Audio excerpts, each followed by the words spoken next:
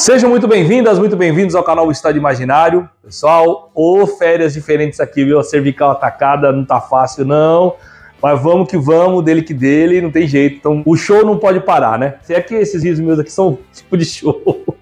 Bom, hoje, pessoal, um filme que ele tá meio assim, metza em relação ao gosto popular. 69% até agora no Google, o público gostou. O filme é curtinho, 1 hora e 33 minutos. Então eu vou fazer um vídeo aqui que não seja muito longo, mas eu não posso deixar essa cantoria aqui que eu vou fazer agora. Não sou cantor. Quem é o cantor? Não sou cantor. Mas, para lembrar o saudoso Raulzito, Raul Seixas. E quem for seguir essa dica que eu estou dando aqui nesse vídeo vai entender muito bem por que eu estou cantando isso, certo? Então o filme de hoje, da Amazon Prime, que estreou há pouco tempo, é Ninguém Vai Te Salvar. Então, ô seu moço do disco voador, me leve com você pra onde você for. Ô seu moço, mas não me deixe aqui, enquanto eu sei que tem tanta estrela por aí. Ou como eu costumo dar uma mudadinha e dizer o seguinte: ô seu moço, mas não me deixe aqui, enquanto eu sei que tem tanta porcaria por aí. Roda a vinheta.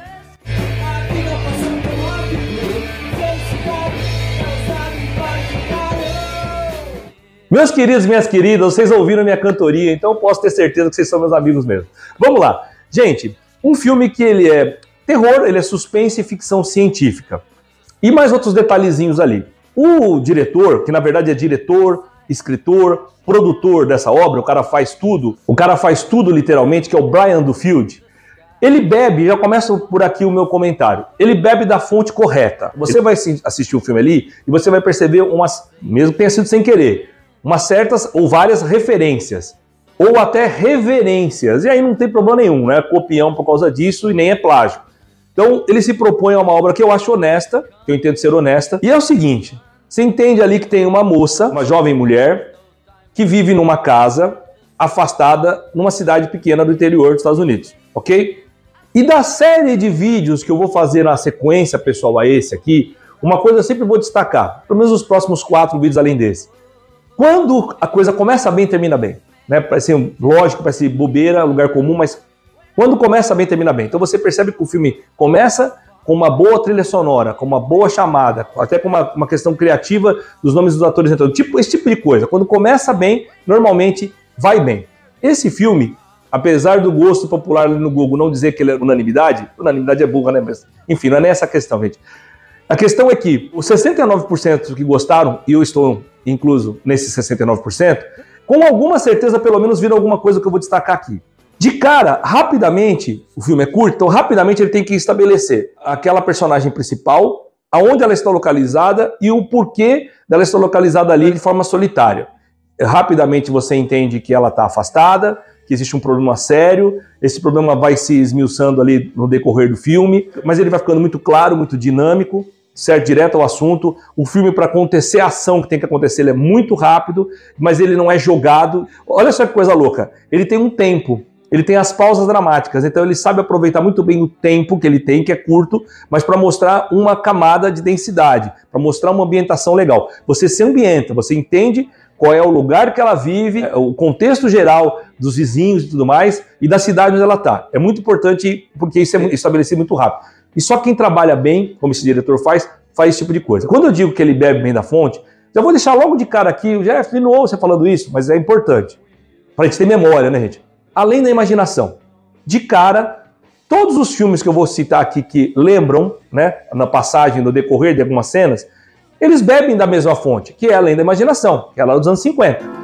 Uma coisa que fica meio assim, pessoal, meio tenebroso assim, é que parece, sei lá, que esses norte-americanos sabem alguma coisa, porque é muito crível às vezes, é muito detalhista, algumas coisas estão muito bem consolidadas ali.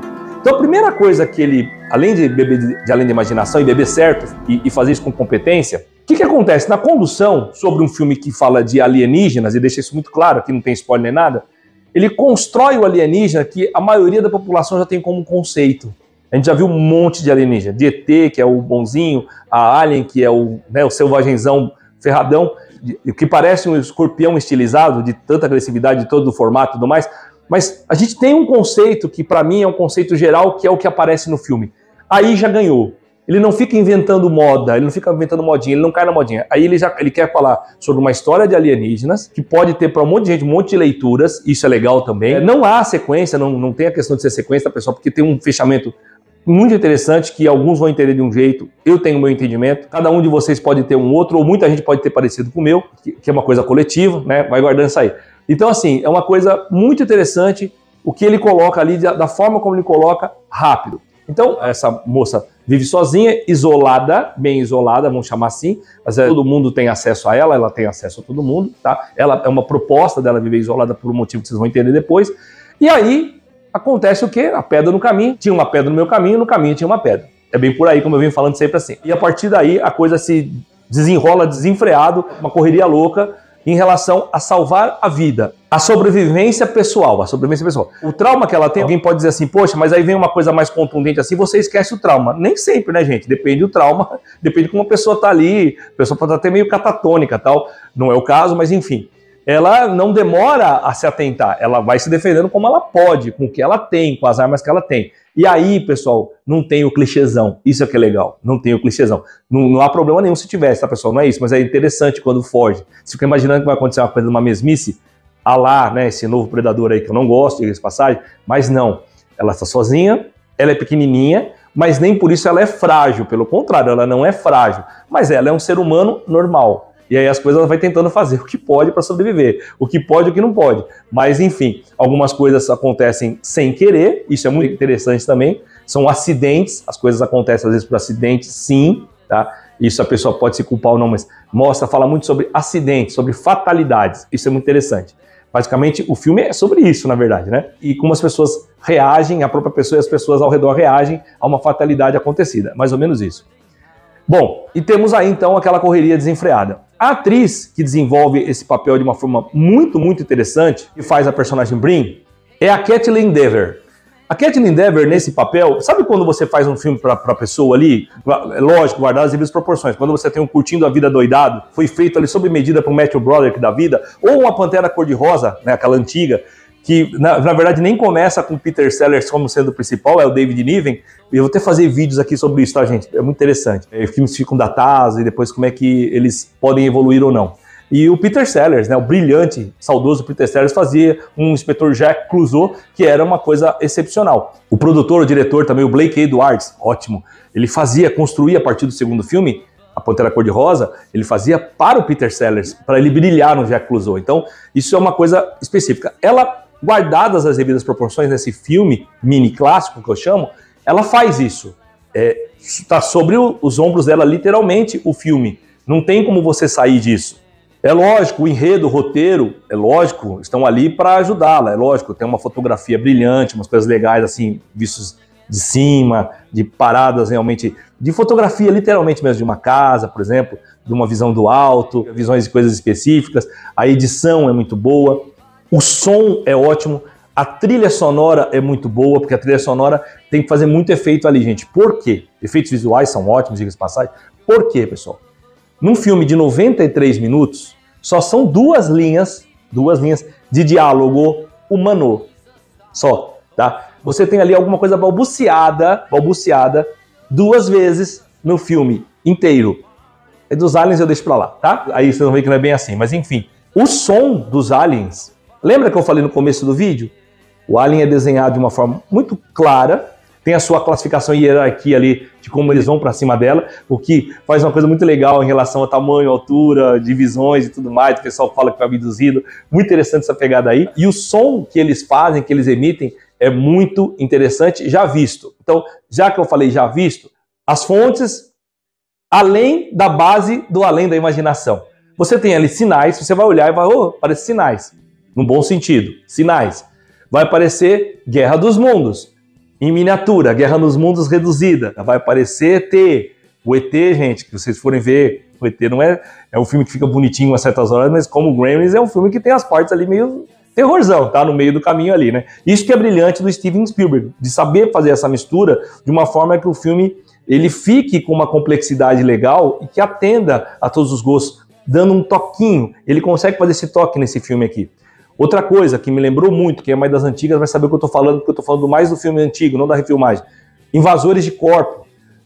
Inclusive, pessoal, se eu for olhar ali entre todos que eu citei agora, Invasores de Corpo, para mim, é algo assim que é mais assim, que me chama mais aos olhos. Com certeza esse diretor foi fazer algum tipo de homenagem ali, tá? Porque tem umas 5 coisas ali, pelo menos ali, para não dizer mais, tá? Eu não vou enumerar aqui para não dar spoiler, que é invasores de corpo. Então quero que vocês também deem um comentário, se vocês puderem dar uma comentada aí depois, quem vê o filme, essa dica, falar, ô Jefferson, realmente você tem razão, invasores de corpo, vou usar, lógico, o memezinho de sempre aqui, né? Claro, né? É lógico, né?